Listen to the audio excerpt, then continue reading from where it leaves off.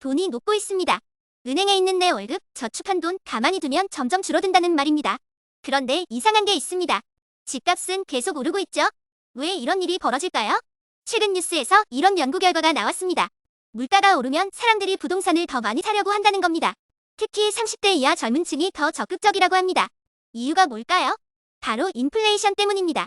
1,000원이면 살 수 있던 과자가 1,500원이 되고 1억 원이던 아파트가 2억 원이 되는 겁니다. 한국은행 연구에 따르면 물가가 1% 오르면 30대의 집 살 확률이 7.4% 증가한다고 합니다. 즉, 물가가 오를수록 집을 사려는 사람들이 많아진다는 거죠. 특히 서울, 강남, 반포 같은 곳은 집값이 끝없이 오르고 있습니다. 최근 잠실 아파트가 평당 1억 원을 찍었다는 뉴스도 있었죠. 도대체 저 비싼 아파트를 누가 사? 라고 생각할 수도 있지만 사실 부자들은 지금이 기회라고 보고 있습니다. 집값이 오르는 이유는 크게 두 가지입니다. 첫 번째, 공급이 부족합니다. 앞으로 2년 동안 신축 아파트 공급이 매우 적다고 합니다. 집을 사고 싶은 사람은 많은데 새 집이 안 나오니까 가격이 오르는 겁니다. 두 번째, 부자들은 여전히 돈이 많습니다. 금리가 높아도 세금이 줄어들면서 부자들이 집을 팔 이유가 사라졌습니다. 싸게 팔 필요가 없으니까 그냥 계속 들고 있는 거죠. 이제 중요한 질문. 지금 집을 사야 할까요? 아니면 좀 기다려야 할까요? 사실 정답은 없습니다. 하지만 연구 결과와 시장 분위기를 보면 지금이 기회일 수도 있고 위기일 수도 있습니다. 부동산 가격이 더 오를 가능성도 있습니다. 공급 부족이 계속될 예정이고 부자들은 여전히 집을 사들이고 있습니다. 전세가가 오르면 매매가도 따라 올라갈 가능성이 큽니다. 반면 부동산 가격이 떨어질 가능성도 있습니다. 현재 매물이 역대급으로 많고 거래가 줄어들고 있습니다.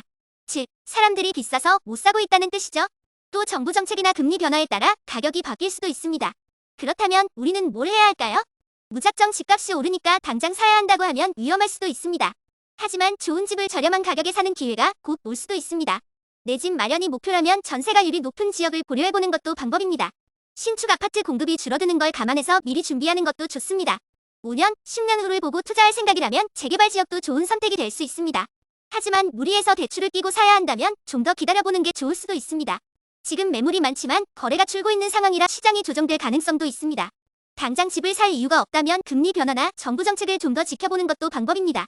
결국 인플레이션이 오면 돈의 가치는 떨어지고 부동산은 상대적으로 안전한 투자처가 됩니다. 하지만 모든 부동산이 오르는 건 아닙니다. 지금은 똑똑하게 판단할 때입니다. 오늘 준비한 내용은 여기까지입니다. 구독과 좋아요 부탁드립니다. 감사합니다.